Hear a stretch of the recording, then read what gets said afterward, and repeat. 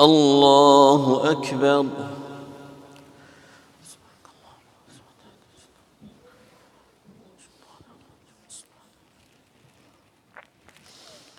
الحمد لله رب العالمين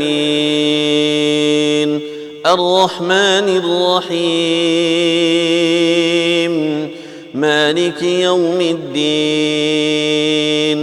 إياك نعبد وإياك نستعين اهدنا الصراط المستقيم صراط الذين أنعمت عليهم غير المغضوب عليهم ولا الضالين.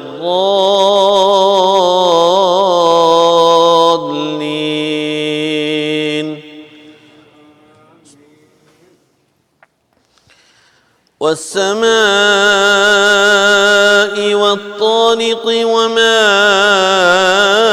أدراك ما الطارق النجم الثاقب إن كل نفس لما عليها حافظ فلينظر الإنسان مما خلق من ماء دافق يخرج من بين الصلب والترائب إنه على رجعه لقادر يوم تبلى السرائر فما له من قوة ولا ناصر والسماء ذات الرجع والأرض ذات الصدع إنه لقول فصل وما هو بالهزل إنهم يكيدون كيدا وأكيد كيدا فمهل الكافرين أمهلهم رويدا. الله أكبر.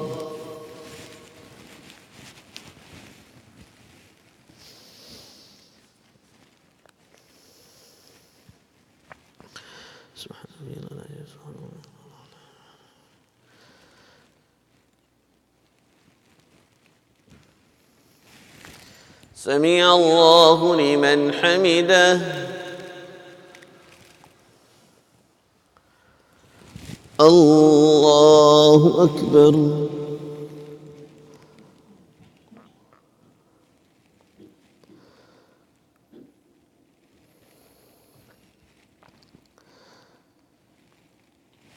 الله أكبر.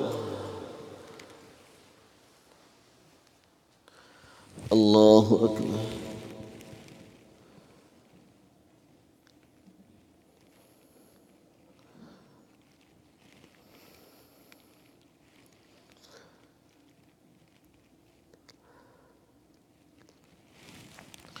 الله أكبر.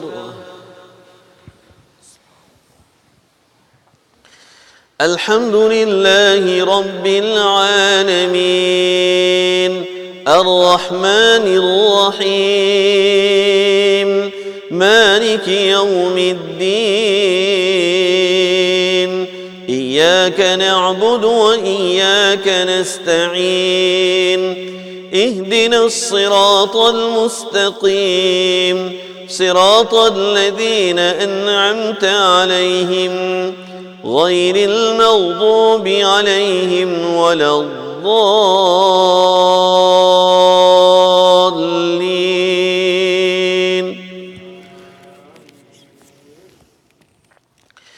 والضحى والليل إذا سجى ما ودعك ربك وما قلى وللآخرة خير لك من الأولى ولسوف يعطيك ربك فترضى ألم يجدك يتيما فآوى ووجدك ضالا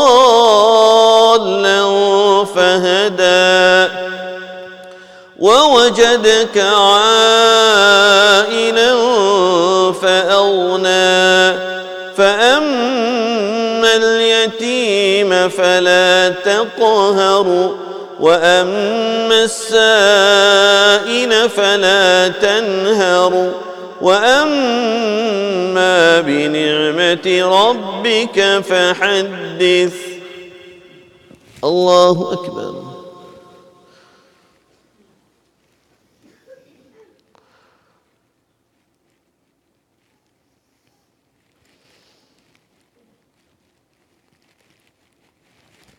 سمع الله لمن حمده. الله أكبر.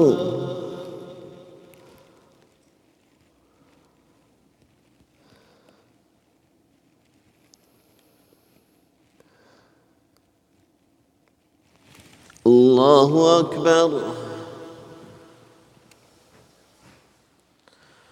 الله أكبر.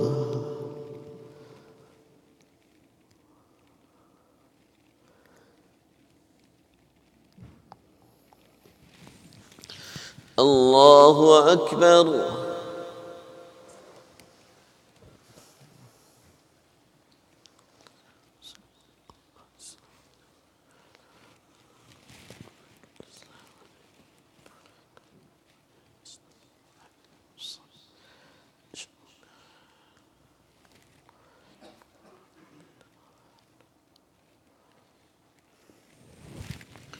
الله أكبر.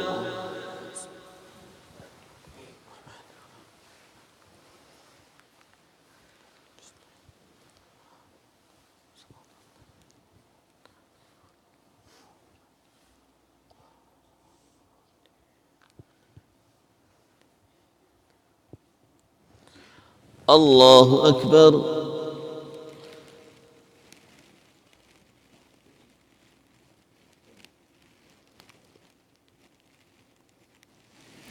سمع الله لمن حمده.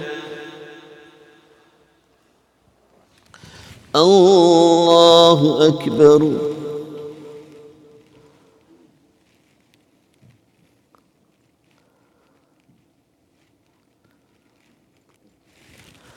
الله أكبر.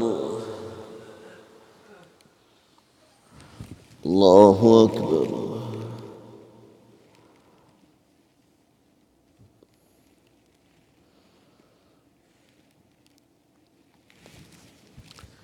الله أكبر.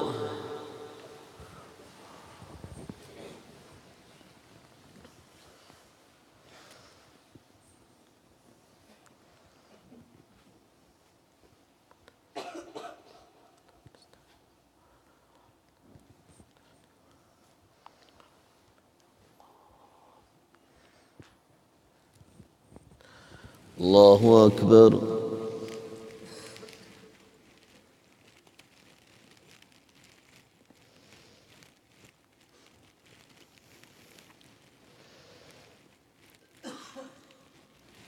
سمع الله لمن حمده. الله أكبر.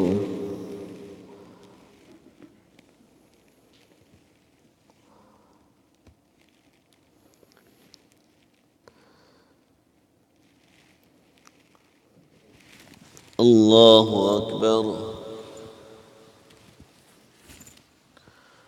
الله أكبر.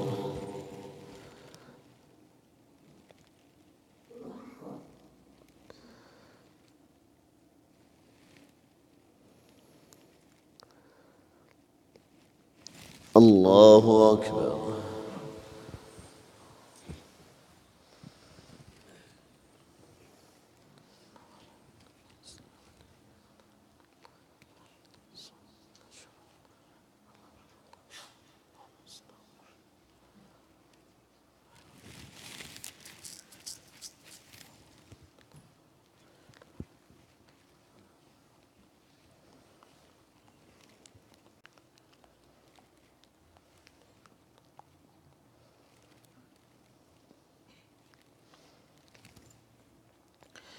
السلام عليكم ورحمة الله.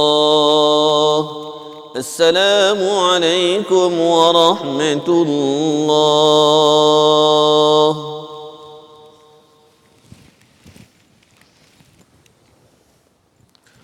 اللهم أنت السلام ومنك السلام تبارك اللهم إنا على ذكرك ربنا آتنا برحمتك يا أرحم الراحمين. Inshallah, after the remaining prayers, our weekly program will continue. Everyone is requested to participate.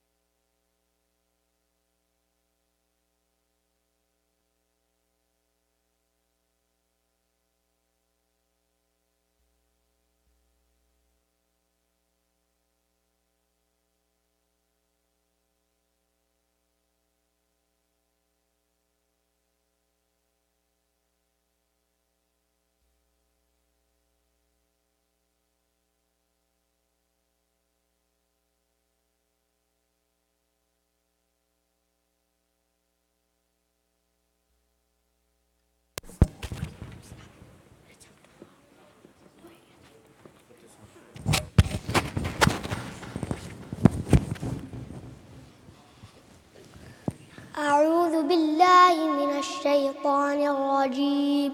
بسم الله الرحمن الرحيم.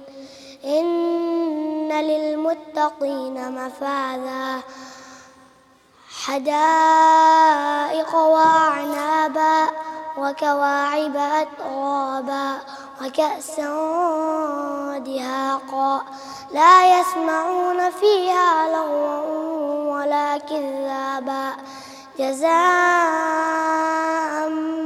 من ربك عطاء حسابا رب السماوات والأرض وما بينهما الرحمن لا يملكون منه خطابا يوم يقوم الروح والملائكة صفا لا يتكلمون إلا من أذن له الرحمن وقال صوابا ذلك اليوم الحق فمن شاء اتخذ إلى ربه مآبا إنا أنذرناكم عذابا قريبا يوم ينظر المرء ما قدمت يداه ويقول الكافر يا ليتني كنت ترابا صدق الله العظيم.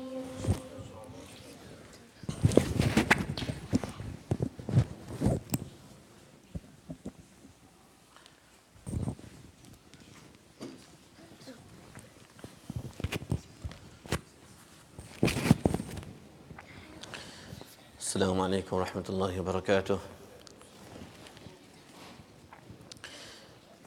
إن الحمد لله نحمده ونستعينه ونستغفره ونؤمن به ونتوكل عليه ونعوذ بالله من شرور أنفسنا ومن سيئات أعمالنا من يهده الله فلا مضل له ومن يضلله فلا هادي له ونشهد أن لا إله إلا الله وحده لا شريك له ونشهد أن سيدنا وحبيبنا محمدا عبده ورسوله صلى الله عليه وعلى آله وأصحابه ومن تبعهم بإحسان إلى يوم الدين. أعوذ بالله من الشيطان الرجيم. ولقد ذرأنا لجهنم كثيرا من الجن والإنس لهم قلوب لا يفقهون بها ولهم أعين لا يبصرون بها ولهم آذان لا يسمعون بها أولئك كالأنعام بل هم أضل أولئك هم الغافلون. وقال تعالى والذين إذا أنفقوا لم يسرفوا ولم يقتروا وكان بين ذلك قواما. صدق الله العلي العظيم. Respected honorable brothers, respected listeners, first and foremost, I welcome the guests that were able to come today, and obviously the local brothers. Alhamdulillah, the program is not just me, myself, but alhamdulillah, everyone that's participating in this program here makes up the program, especially the sisters that come here. Although it's not so convenient for the sisters as it is for the brothers, but despite that, the sisters, mashallah, they come and they participate and listen to the program. And sometimes I was told that there are more sisters than brothers, which shows that there is more interest in the sisters than the brothers. Nevertheless, during the Friday program, I was talking about overspending and being extravagant, but I was not able to finish that topic. So, inshallah, we will carry on with this topic. And the reason why I'm talking about this topic is because it's related to every one of us. I was asking my class, even today I asked them that, how was your Black Friday? And every one of them said, well, I bought something or I'm going to go buy something. And if you look at Eaton Center, there were over 100,000 people that went to Eaton Center in one day, imagine. Just imagine, and last week's report, last Black Friday's report, I had a little bit of a recheck my report and details, information. There was 36,000 cars that came to Yorkdale Mall. Just imagine on Black Friday, just one day. So we can imagine how much people are into shopping and how much they enjoy shopping. more than taking benefit from shopping, it's more of shopping. It's crave that person has for shopping. Even though you don't really need something, but let's just go out to the mall. Let's just go out to the mall and let's spend money. So this is the whole thing, that we all have this. In fact, if you look at yesterday, if you look at today's news, Globe and Mail and other news, you will find that people in Eaton Center, because it was closed, so they were actually sleeping the whole night. They were just, you can see the pictures. They actually have there's a video, they've got their coat, they're tucked in the coat, and they're sleeping there, waiting for the shops to open early in the morning. So they can be the first ones, and they can be what? Door crashers. The new word, door crashers. So this is the in thing now, Subhanallah, just imagine the talab that a person has. When a person really wants something, then a person will sacrifice his sleep. When a person, no one crashes door for Fajr Salat, right? You'll never find that. If I was to make an announcement that, there's a special reward for Fajr Salat, then too, it's not going to click people's mind and come for, be a door crasher for Fajr Salat. But, we have door crashes for, even in the month of Ramadan, we don't have any door crashes, right? The whole month of Ramadan passes by and we still find the masjid empty. Masjid is not full. So we don't really find door crashers. We don't find people lining up here and, when is the Imam going to come? When's the door going to open? When am I going to get in? So I don't think the masajids are like that. But shopping malls are like that. The whole night they'll stay awake to make sure that they get in there, whether they get that or not. But that whole buzz and that feeling that a person gets and that obsession that a person has to enjoy shopping, that's the whole thing about it. It's not the matter of getting that item itself, it's just that feeling and that fever that a person has. Just on another note, I had mentioned this example before, but when I mentioned about door crashes for masjid, maybe normally when you come to the house of Allah subhanahu wa ta'ala, we come for akhirat. We don't come for dunya, because we know that dunya is very little, very minimum. Just to give an example, many youngsters are sitting here today, and just want to share one example with you. I don't have all the math statistics with me, but maybe you guys can probably use your gadgets to find out. That if you look at a human being, his span of life is how much? 60 to 70 years. And that too, there is no guarantee, because there's sudden accidents, and people are dying quite early as opposed to living longer. There's cancerous diseases, there's cancer is widespread, there's all kinds of disease, and a person, he's only in his 50s and only in the 40s and 30s, and a person is already saying goodbye to this world. So nevertheless, let's assume a person has 60 to 70 years of life. In that 60 to 70 years of life, if you calculate how much time, productive time you're giving for dunya. Okay, one is you're sleeping, one is you're watching TV, one is all that. But then there is one time that we give and we dedicate to education. So every day we're going from grade 1. I'm not even talking about SK and JK. We go to school. From when? Grade 1. So how many hours? I'll be conservative, 6 hours. It's normally 7 hours, but let's say 6 hours. So 6 hours every single day we're getting from Monday to Friday. How many hours is that? 6 times 5 is 30. Right? And then after, that's 30 hours a week. And then multiply by what? I'll probably lose track here, but multiply by 4, which is what? 120. So 120 hours in how many, in what? 1 month. And how many months of school do we have? Approximately 8 months? 9 months? It's 10 months, but it's a little bit less holidays and all that, so let's make it 9 months. 10 months to make it easy. So anyways, with 10. So 120 times 10 months. How many is that? How much hours is that? 12,000 hours. 12,000 hours that we give for what? Our education. And that's for only 1 year, right? That's only for 1 year. And then now if you multiply 12,000 hours for grade 1 to grade 12, everyone goes through that. How much is that? 12 times 12,000. What is it? 24 what? 200 something, 240,000? What is this? Somewhere around there. So if you look at it, look at the time that we are giving. Now I ask you, on the flip side, Is there any guarantee how long you're going to be staying in this world? There is absolutely no guarantee. But one thing we do is we give such significant amount of time to dunya to make sure that we're getting some kind of benefit, and we will be getting some kind of benefit from dunya. So we give a lot of time. But as opposed to deen, when the students come here, they're giving maybe 1 hour or 2 hours, but that too, it's not productive. But let's say you're giving 2 hours. Proportionately, how much time are you giving to dunya and how much time you're giving to deen? And then too, the general trend is once you reach grade 8, then you stop. So you do your math, 2 hours per day, and that too, taking all the holidays, everything out, times 5, etc., etc. Proportionately, how much time are you giving to dunya? Now we all believe in akhirat, which is eternal. Eternal meaning forever and ever and ever. It will never end. But for that, look at the amount of time we are investing. And dunya, there is no guarantee, and look at the time we invest for that. So the problem is that we don't have this concept that we will be moving on from one world to another world. That is why we think that this is the ultimate deity, this is what we worship, and this is the only thing that we need to work towards, and there is no such thing as akhirat. But as believers, obviously you believe in akhirat. Coming back to the same topic here, let's understand 3 things. Allah subhanahu wa ta'ala has given human being 3 ni'mat. Number 1 is basically nafs. Number 2, aql. Number 3, qalb. These are the 3 things every human being has. What does he have?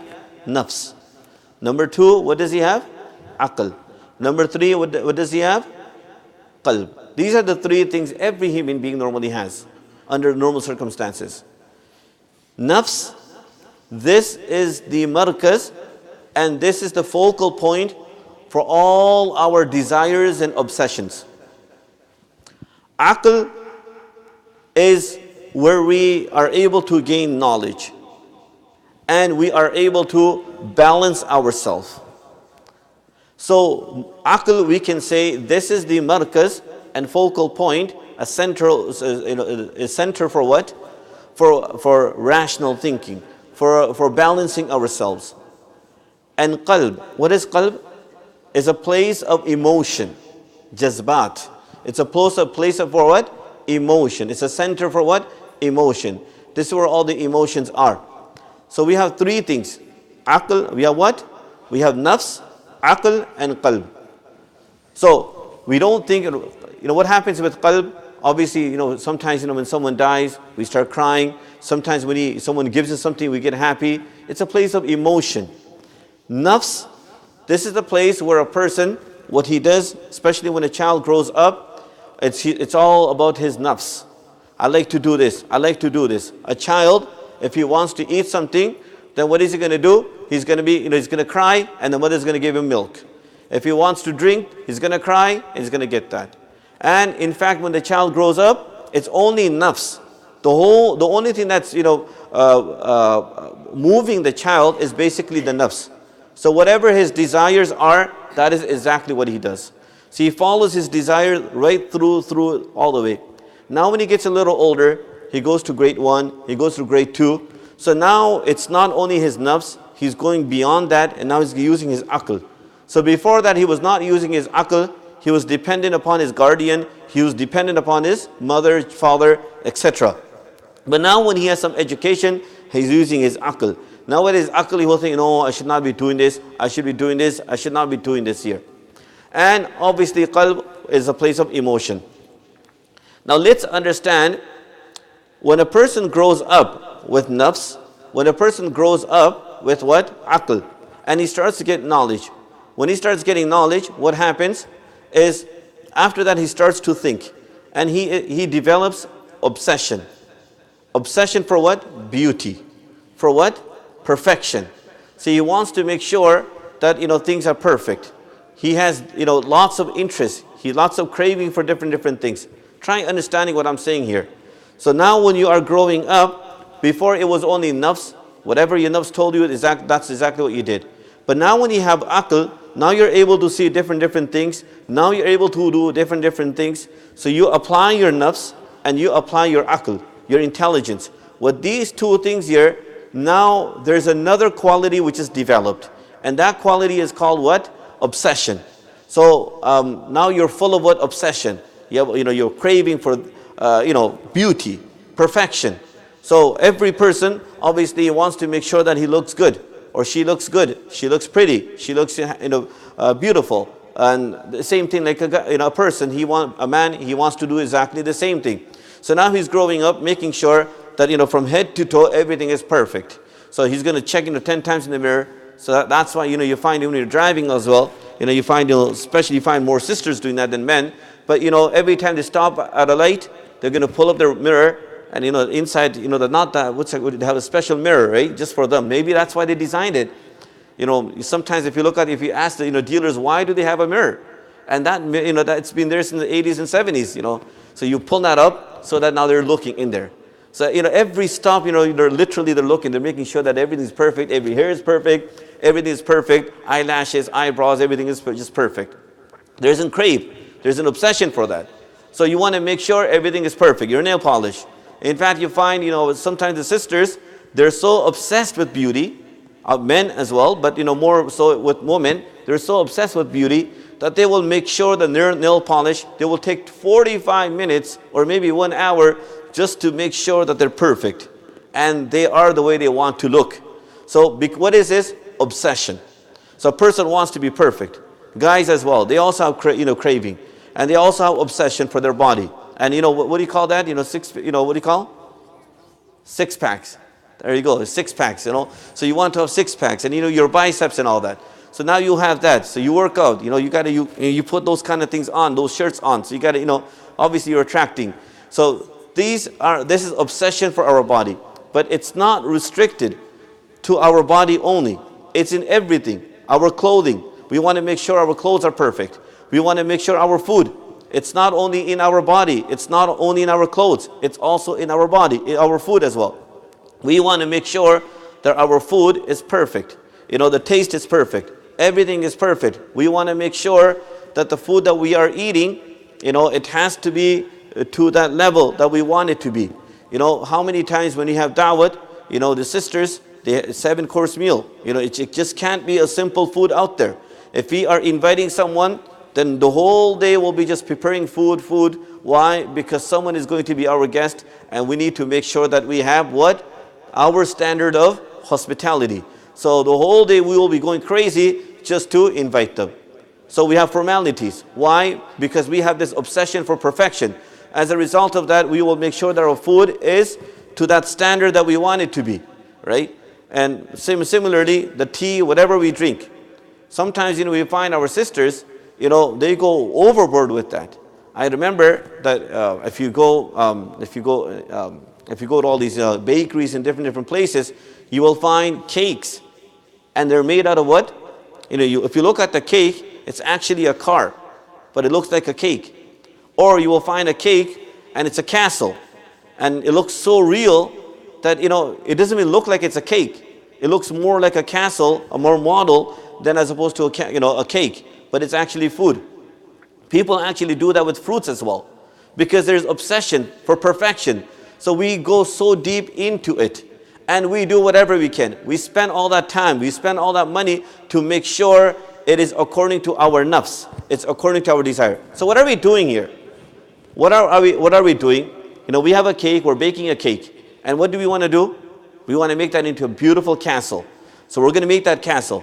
So we're using our aql, because our aql is going to design all that. But at the very same time, it's our nafs and our desire that wants to do, to make a... What are you going to get out of it?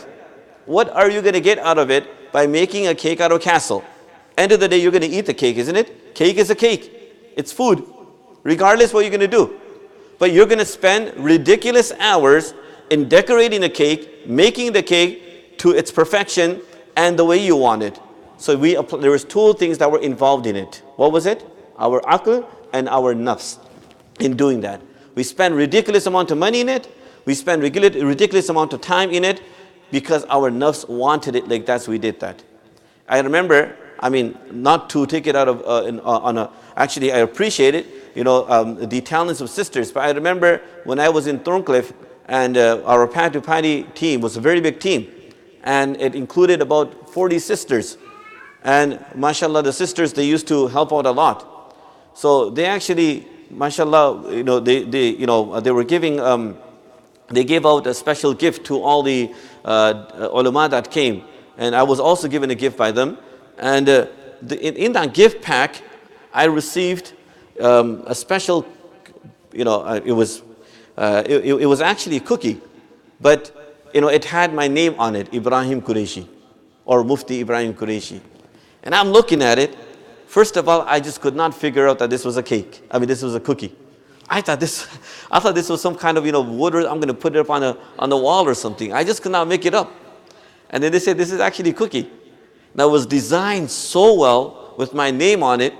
And now when I brought it home as well, cookie is cookie for you to eat, right? It's not to be put onto the wall, right? Anyways, so when I brought it home, I'm like, should I eat this? Should I eat this or not? It's got my name on it, Then, I'm like, but if I eat this here, then I'm going to break it.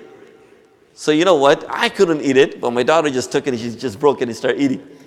So this is what you call, sometimes we are obsessed. So our aql and our nafs, these two things here, we go beyond our limits. There is no limit to it. Now Allah subhanahu wa ta'ala mentions israf. Inna Allah la yuhibbul musrifin. Now understand the word israf. When we overdo something, one is our need. We wanted to eat cake. Obviously cake is beyond our need. We don't have to eat cake. But we eat cake. But one is eating cake and one is decorating the cake, making the cake, making sure that it is to that standard. That is overdoing it. Likewise, respected brothers, we find almost in everything, our clothing as well. Sometimes Hazrat Mufti Mahmud Sahib rahmatullahi alayh, he was a great Sheikh of India. It is mentioned about him that he would be wearing one pair of clothes for 15 days. And his clothes, these white clothes here, they would actually turn black. But because obviously he was living in India and he was a big Sheikh as well. But he never had the time to change his clothes every single day. In fact, he didn't even have that many clothes that he would change every single day. But if you look at ourselves, we put our standards so high that we have to make sure that we're perfect. Miss Perfect, Mr. Perfect. We need to make sure that we have clothes for every single day. And we change every single day. We take shower every single day. So what do? We exaggerate. Israf. We go more and more into it. Look at our wardrobes. I don't want to be critical towards men or women, but it's something to reflect upon that, we will be having, if you open our wardrobes, we'll have maybe 20 pairs of clothes sitting there. And sometimes we don't even use all of them. But despite that, when you start losing 5 or 10, then what happens? I'm short of them. You still have another 10 sitting there, but you want to buy more and more and more. So what are we doing? Ulama, they mention if you have more than 3 pairs of clothes, then that is what? Beyond your need and necessity. Obviously, everyone's necessity is different. But look at the excessive usage and how we use our clothing. This is Allah subhanahu wa ta'ala mentioned in the Quran. Ya bani Adam, khudu zinatakum inda kulli masjidi wa kulu washrabu wa la tusrifu. Inna Allah la yuhibbul musrifin. Allah subhanahu wa ta'ala says, O Bani Adam, O children of Adam, khudu zinatakum. Keep yourself decent. Keep yourself decent and put nice clothes on, but at the same, kulu washrabu, and eat and drink, wa la tusrifu. But in your clothing, in your food, in your drinking, don't do israf. Don't overdo it. Now let's take a simple example. Nowadays in our society, everyone, there's greenhouse gas, emissions, and all this, climate change and all these different things that we're talking about. But we never raise the topic about israf. And we're doing so much israf. For example, we take shower. When we take shower, what's happening? How much water are we using? Back in the days, they would use 1 bucket, 2 bucket, and that would be sufficient. They would take the water out from the well in 1 bucket, 2 bucket, that would be sufficient. Now every one of us, how much water are we? Especially when it's cold and you've got hot water coming. Respected brothers, we are getting hot water. But back in those days, there was no such thing as hot water. So they used to warm the water up, or they would not even have warm water. It would be cold water. But in today's time, we find that, we have, mashallah, heated water. What do? We put ourselves in under the shower. Subhanallah, look at the water that's just guzzling down, coming down, pouring down. Abundance of water. And we're just enjoying it. We don't even feel it. We're just enjoying it. And we allow the water. So much israf. How many liters of water is just wasted? Perhaps our one shower that we take, that can be sufficient for at least 50 people. That one shower that we take probably can suffice, 50 people, that amount of water that we use. But we don't realize that. Likewise, when we eat and drink, look at the food. Where is it going? We eat that food and it goes in waste. So there's a certain amount of food that we eat, but there is a greater amount of food which is going in waste, simply because you eat something and then what happens? You don't like the taste of it, you throw it away. Or it's gone old, or there's a new thing now. Even within the brothers, we find this new thing here. We find this new thing that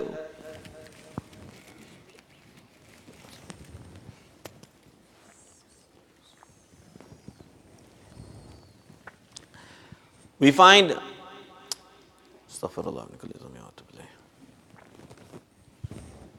so there is israf in almost everything. Water, there's new thing. When we eat food, what happens in one plate? We don't want to eat from one plate. We can't share plates. There was a time that everyone would be sitting together and eating from one plate.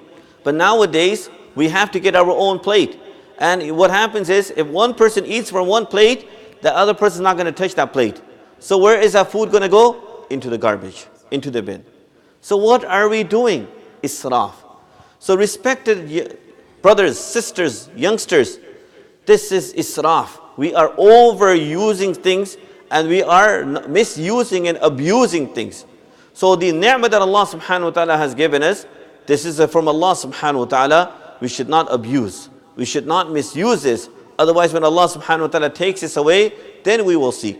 In South Africa, mashallah, South Africa is a place, and a lot of affluent people are living in that place. But today they are complaining.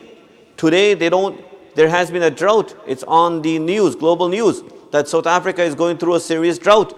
And they don't have vegetation. They don't have water. Respected brothers, even though it's on the coast, where Indian Ocean is, but despite that, they don't have any water there. The point I'm making, respected brothers and sisters, when Allah has given us ni'mat, we should not abuse it, we should use it. So one more example I want to mention, and we'll go on further. When it comes for israf, so israf, the two words I want to explain today. One is israf and one is tabzir. So israf basically is something you're spending on something which is permissible, but you overspend. So basically what happens is, I like coffee. So I personally don't drink coffee, but let's say coffee. Tim Hortons. Sometimes, what do? You can make your own coffee at home, but no, I'm going to go to Timmy's and get my breakfast from there. So you can do exactly the same thing at home, but no, you need to go to Timmy's. So when you go to Timmy's, what do? You buy coffee, you buy donuts, you buy whatever, and then you just fill yourself up. But some people, okay, let's say you like coffee, you like, justify, what, you eat, that's your breakfast, you have coffee. But there are some people that work in the office, they told me that depending on your boss, if your boss, just to fit yourself into that class. So if your boss drinks coffee from a Starbucks, that you're not going to buy coffee from where? Tim Hortons. Why? Because you're degrading, you're lowering your status. There's a status, there's a class that you have to live up to. So just because someone is doing that, just to please that person, or potentially you're thinking that people are looking at you, people may not even care what you're drinking. But just to appease people, what are you going to do? That same coffee, which could have cost you maybe $1, you're going to be spending another $4 for that. Why? Because I need to fit into that class. Likewise, our cars as well. Allah, we have a need, we get that car. But no, I am a doctor, I'm a lawyer, I am this type of person here, and I need to make sure that I fit into that class. So what am I going to do? I'm going to get that car because that's the class I belong to. So this is called israf. And this is actually, one step further than that. This can take us to what? Tabzir. Now what is tabzir? Tabzir basically means spending in those places which are not permissible. So a person buys cigarettes, a person buys drugs, a person buys alcohol, a person buys those things which are haram, and a person spends money on that. Obviously this is completely haram. I had mentioned one point in the Friday program, I think I should mention that again. And that point was, respected sisters, respected brothers, listen to this very carefully. That never ever in your life, whenever you spend money, never think that the money that you are spending is your personal money that you earn for yourself. It is a ni'mah that Allah has given you. This is one of the greatest misconceptions that we have. We think that money that we have is our personal money because I got it through my own efforts and my knowledge and my ability and my credibility. This is false. It is Allah who has given us. How many are engineers but they're not able to earn that amount of money that an engineer would? And how many are nothing but they own engineers? How many are nothing? They have no qualification, no credentials, no high school credits, nothing. But they are entrepreneurs. I can take their names, but I don't want to. I can take their names in front of you. But they own engineers. They own many people out there. So, تُؤْتِ الْمُلْكَ مَنْ تَشَاءُ وَتَنْزِعُ الْمُلْكَ مِمَّنْ تَشَاءُ. It's not because you have some knowledge, that is why you got this wealth. And it is not because you don't have some knowledge, that's why Allah Ta'ala didn't give you that. No, it's got nothing to do with it. It's from Allah. It's the will of Allah. If Allah wishes to give you something, Allah will give you. And if Allah subhanahu wa ta'ala does not wish to give you something, then Allah will take that away from you. وَتَنْزِعُ الْمُلْكَ مِمَّنْ تَشَاءُ. Allah gives you and Allah subhanahu wa ta'ala takes it away from you. So one thing we need to keep in mind, and Allah has repeatedly mentioned this, wherever Allah subhanahu wa ta'ala says you spend, what does Allah subhanahu wa ta'ala say? And رَزَقَنَاهُمْ, what we have given you. رَزَقَنَاكُمْ, what we have given you. So one thing we need to keep in mind, whenever you're spending money, always keep this in mind. Whether you go to Shoppers Drug Mart and buy a whole bunch of chips, and the chips always comes on sale there, or whether you go to Tim Hortons, or whether you go to whatever, you go to your Pack Center, wherever you go, anywhere you go, keep in mind that you are not spending your own personal money. It's the ni'mat of Allah that you are spending. And be very particular how you're spending this. If Allah wishes, Allah can take that away in a snap. Allah can take it away. Respected brothers, today me and you may have seen those videos. Me and you, we look at the people of Syrian to be refugees who don't even have anything, who don't have anything. They don't have any clothes, any water, nothing. But don't you think that these same people, 2 years ago, 3 years ago, they were entrepreneurs, they were factory owners, they had shops, they had businesses, they had education. But today what's happening with them? There is nothing for them. So conditions can flip anytime, with anyone. With anyone it can flip anytime. There is no guarantee in our life. So what do? As we being the servant of Allah, we appreciate the ni'mat of Allah and we don't misuse it. So always keep in mind, whenever you spend your money, keep in mind that this is the ni'mat of Allah that I am using. Should I be using in these things or not? Should I be buying these movies or not? Should I be buying these games or not? Many youngsters are sitting here. I want to buy toys. What do you do with toys? You use it for 5 days and what happens? It's in the garage, in the backyard. And it's sitting in the corner in the backyard, right? You're not using that truck anymore. Now you can't find it anymore. Oh, no, I want to buy this here. I saw this flyer here in Toys R Us. It's 50% discount. Let's go get this thing here. Let's get these Transformers and this G.I. Joe, whatever it is. Get these kind of things here. Why? Because, your old toys are too old for you now. You want to get something else. My young friends, please keep in mind, this is just illusion. We play for 2 days just because we see on the TV, we like to do something. But it's only for a few days. And then we pass on into something else. So respected young friends, keep this in mind, that whatever Allah has given you is a ni'mat of Allah subhanahu wa ta'ala. Don't misuse this.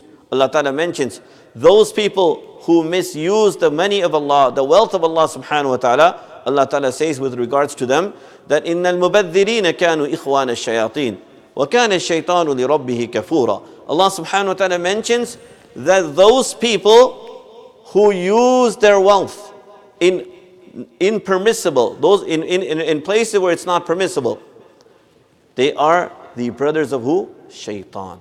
What does that mean? So shaitan is with you. and shaitan is telling you to do this year. Shaitan becomes your friend. And it's shaitan who's moving you around. And you're not listening to Allah subhanahu wa ta'ala. You're listening to who? Shaitan. وَمَن يَتَّخِذِ الشَّيْطَانَ وَلِيًّا مِن دُونِ اللَّهِ فَقَدْ خَسِرَ خُسْرَانًا مُبِينًا. And Allah subhanahu wa ta'ala mentions, whoever makes shaitan their friend, then that person has lost in this world, and he will incur a greater loss in the hereafter as well. So keep this in mind, that many times we overspend. How many times, youngsters are sitting here. We wanted a jacket. Now one jacket will have no name on it, but one jacket has what? Adidas on it. No, I want to get that one. Because you've been watching about that.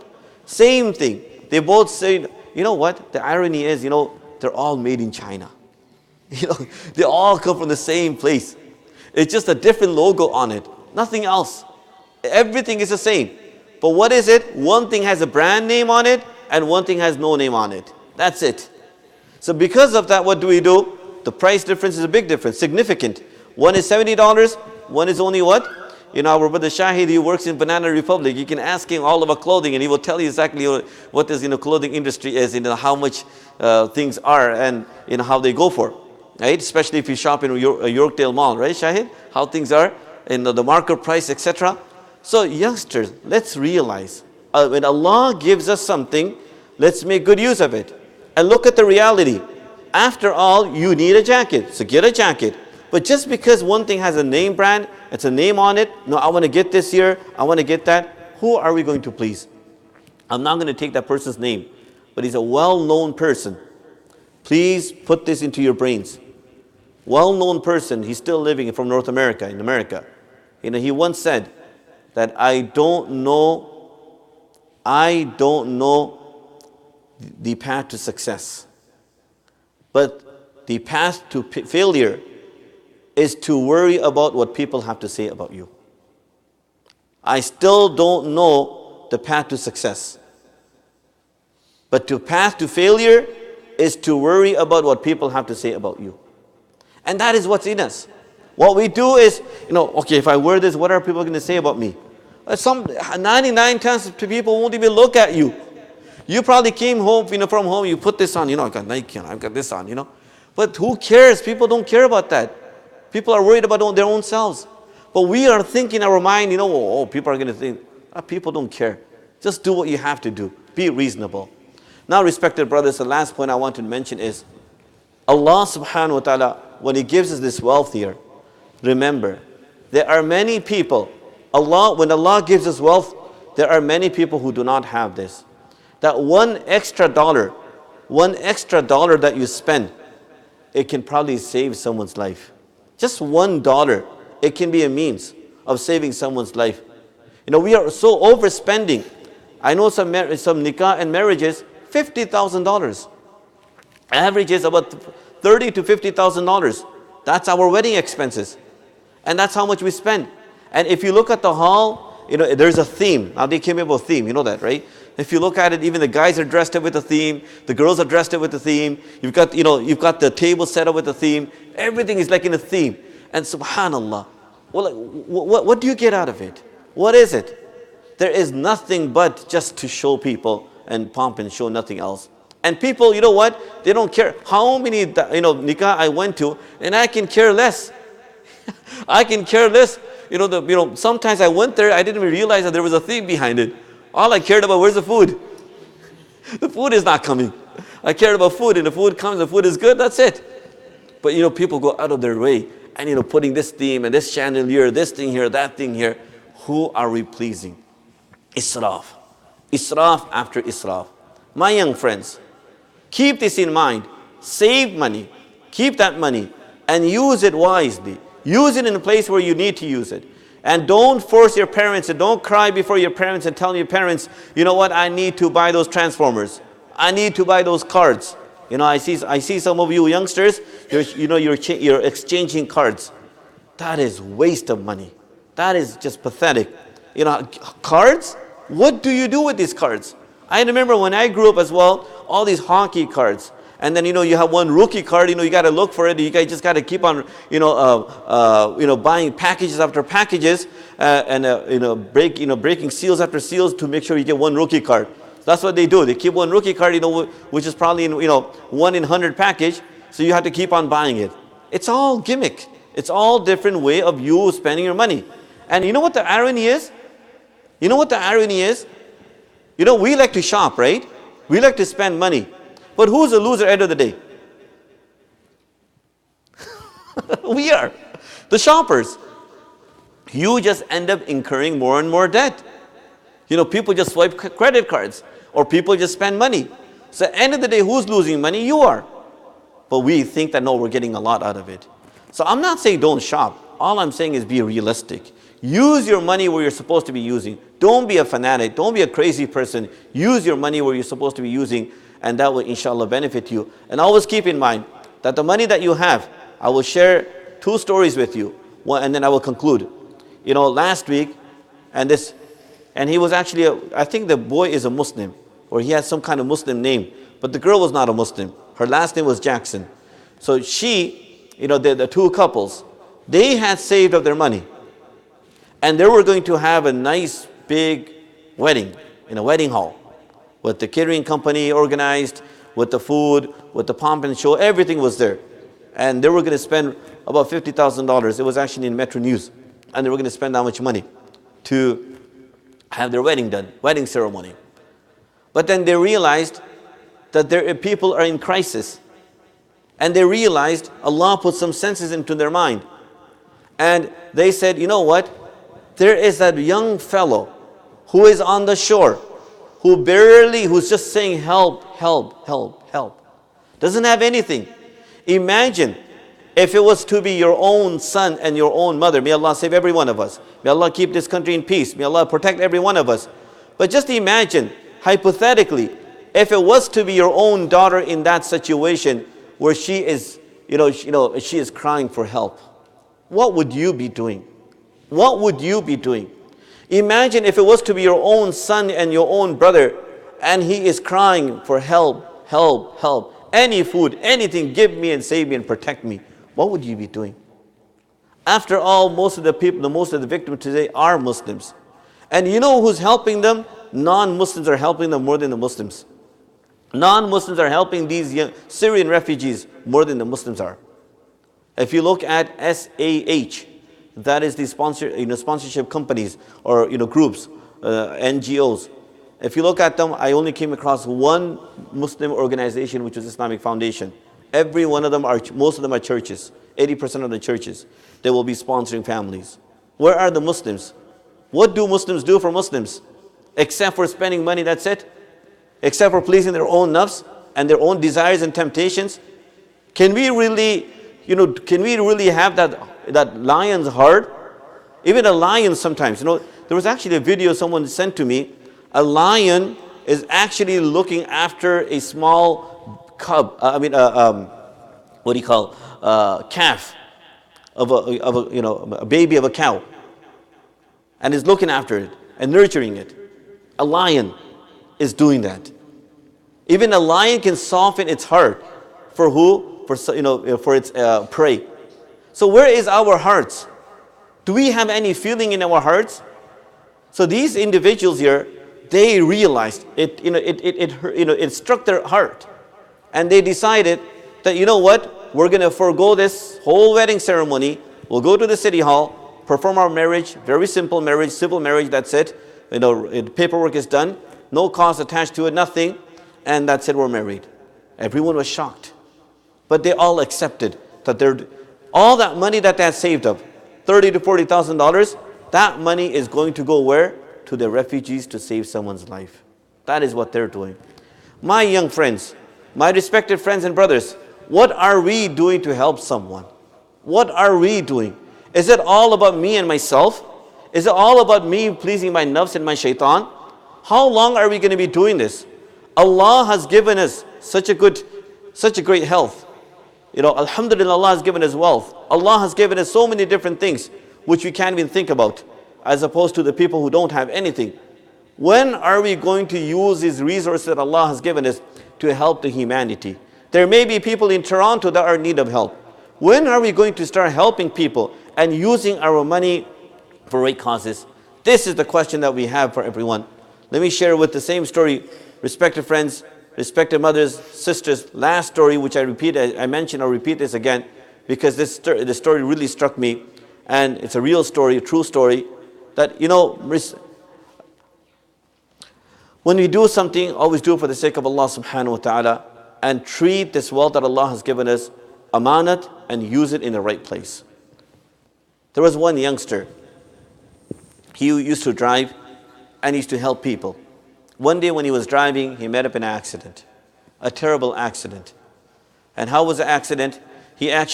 Someone's car broke down, the wheel came out, so this youngster got out of his car on a highway, pulled his car to a side, and went to help that person. When he went to help that person, a guy came from the back and nailed him. So there, broke his bones and bleeding. So obviously other cars, they saw this youngster, he was in trouble, and they went to help him out. So as they're helping him, he lied down on the floor, and they somehow managed to put him on the car. And as he was in the car, they rushed him because he was bleeding so much, and obviously he was fighting for his life. So they were rushing him to the hospital. Now that individual who was seeing this person and watching this person, this youngster here, he was struggling for his life. But despite that, when he went close to his mouth, you see him reciting beautiful Quran. He's reciting Quran. And then, subhanallah, he's shocked that this youngster here who's got his bones broken, bleeding all over, but the beautiful recitation of Quran on his mouth. And then what happened? Slowly, his voice subsided, started going down. And then he picks up his finger like this here, and he puts his finger up like that. And he said, La ilaha illallah, and he died in the car as they were going to the hospital. This person who was watching this whole scene was so taken back. He was so taken back that there's such a youngster. What was it that his final moment, he was able to engage himself with Allah subhanahu wa ta'ala and recite the words of Quran, the words of Allah, and say La ilaha illallah. He was just taken back, he was blown back. When he went to the hospital, he told the nurse and the doctors what he had seen, because it was Saudi Arabia where this happened. So he told the nurses, and they were all shocked. And one doctor right there kissed the forehead of that youngster. And then, because they had ID and all that, so they made connection with their next of kins. So the brother, he was on the phone. So the doctor said, before you come here, we are anxious to know that what was your brother doing? What was it that he used to do? Because we saw something incredible, something amazing. That this youngster, he died. But he has left our hearts crying. He has touched our hearts. And he's done something that not many can do. So the brother said that my brother, he used to visit his grandmother, who used to live far away, and in one small village. And when he used to pay a visit, Allah had given him good wealth. He was a very wealthy person. So what he used to do is he would take rice, flour, he would take everything with him. And he would go to that village where his grandmother was. And he would look for the widows, the ones that didn't have any husband, whose husband passed away, or the orphans, or the ones that were not able to help themselves, or the ones that were not able to make a living for themselves. He would look for them one by one and go to their house and supply them with food, etc. This is what he used to do. And one day in a week, regularly, every single week, one day he would dedicate himself and he would go there and he would supply food. And on top of that, he would take sweets with him. He would take what? Sweets. Because he knew that those widows and those orphans, those widows who have children and the orphans, obviously, the kids, no matter what you give them, but they like what? Sweets. So he wanted to see, before he would leave, he wanted to see that smile on the face of those youngsters, those orphans. And he wanted to see a smile on the face of who? It's just natural that when you give something sweet to a person, it puts a smile on their face. Because sweet is, people crave for sweet. So he used to take sweet with him as well. And, give them sweet along with all the other stuff. And someone had called him and said that how come you go so far? Why don't you go somewhere near? And you're going all the way this far. He said, no, I actually enjoy going this far because as I'm going, I put Quran on and I listen to Quran and I'm learning lots of Quran as well. So his whole connection, look at his wealth. You find one person, not one person, you have hundreds of people in Saudi. I know there's so many people. They have so much wealth, they just squander their wealth. Cars after cars, every year they get a new car. They crash their cars. Just for the fun of it. You know what they do, right? Especially in Saudi, you know what they do? Brand new cars. They just like to spin them. What do you call that? 360? They like to do that and they do crazy races and whatnot. They're known for that. And brand new cars. But this one youngster here, he was given the ni'mat of Allah subhanahu wa ta'ala. And look how he used to do it. As a result of that, Allah accepted him in a young age. But at the very same time, Allah subhanahu wa ta'ala blessed him with a good end. And that is exactly what we all want. Good end, so that we can enter udkhulu, that we can enter Jannah with peace. And Allah's mercy can descend upon us. That is exactly what we want. Respected friends, respected elders, we have an opportunity. We have an opportunity right now. It's terrible, it's not good, but obviously everything comes with an opportunity as well. Right now there are many people locally, wherever it may be, people are not going through good times. Whatever wealth Allah has given us, maybe 2% of that, 3% of that, maybe 1 penny, maybe 5 cents. Every day make it a point that you will save up 5 cents or even 10 cents and give that with ikhlas to those people who are in need of it. Whether they're local or whether they're abroad, and help them for the sake of Allah subhanahu wa ta'ala.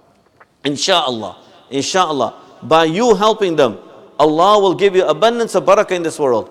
And at the very same time, Allah subhanahu wa ta'ala will bless all of us, inshallah. By virtue of this good deed, Allah will give every one of us with what? Husnul khatamah. And that is exactly what we want. We want good end.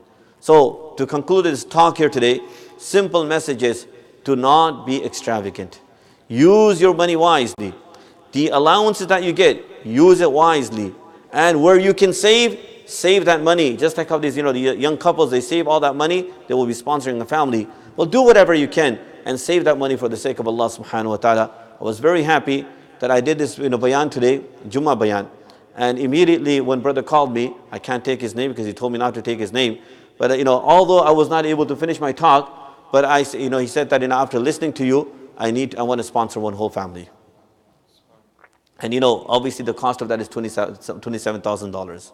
And we all should be doing whatever we can for the sake of Allah subhanahu wa ta'ala. They are our brothers. They are our sisters as well. They deserve help from us and we should be helping them. May Allah, alhamdulillah, we find many Canadians, they are showing their support. And non-Muslims are showing their support to help them. Where are the Muslims? Where is the Muslim ummah to soften their hearts and help the people that are victims? May Allah ta'ala give all of us understanding. Just before we conclude, I think Brother Asim sent me a text message. Usman, his daughter is sick. So, make dua for his daughter as well. May Allah ta'ala grant her a speedy recovery from whatever difficulty she's going through. اللهم لك الحمد كله ولك الشكر كله وإليك يرجع الأمر كله اللهم لا نحصي ثناء عليك أنت كما أثنيت على نفسك يا رب لك الحمد كما ينبغي لجلال وجهك وعظيم سلطانك يا رب صلي وسلم دائما أبدا على حبيبك خير الخلق كلهم. Wallah, forgive our sins. Wallah, pardon our sins. Wallah, our guests that have come from far and wide, Ya Allah, accept their coming here. Wallah, the local brothers, Ya Allah, accept their coming here. Ya Allah, accept our gathering. Ya Allah, let this gathering be a blessed gathering. Ya Allah, let this gathering be a gathering of inspiration. Ya Allah, let us be connected to you. Wa Allah, we were speaking about Israf and Tabzir. Ya Allah, we know you do not like these two qualities, Israf and Tabzir. Wa Allah, we seek protection, Ya Allah, from these two qualities. Ya Allah, make us, Ya Allah, such that you are pleased with us. Ya Allah, the wealth that you have given us, indeed that is a amanah and trust from you. Ya Allah, let us be able to use it where you want it to be used. Ya Allah, let us not use it, Ya Allah, in those places where you are displeased. Ya Allah, let it not happen, Ya Allah, that abundance of wealth that comes into us, Ya Allah, we are, Ya Allah, moved by shayateen and our nafs, and we follow the dictates of our nafs and shayateen. Ya Allah, keep us distant from nafs and our shayateen, the dictates of our nafs and shayateen. Ya Allah, make it easy for every one of us. Ya Allah, soften our hearts to help one another. Oh Allah, soften our hearts to help one another. Ya Allah, make it easy for every one of us. Oh Allah, Ya Allah, many brothers, Ya Allah, and sisters, Ya Allah, they become victim of their nafs, and Ya Allah, they squander their money in places where they're not supposed to. Ya Allah, save every one of us from that. Let us use the money and the ni'mah that you have given us properly in adequate places. Ya Allah, make it easy for every one of us. Ya Allah, globally, Ya Allah, we find, Ya Allah, many brothers and sisters, they're going through crisis. Ya Allah, they're dying day by day. Ya Allah, there is no one to see to them. Ya Allah, we ask you, Ya Allah, and we turn to you to shower your abundance of mercy upon them.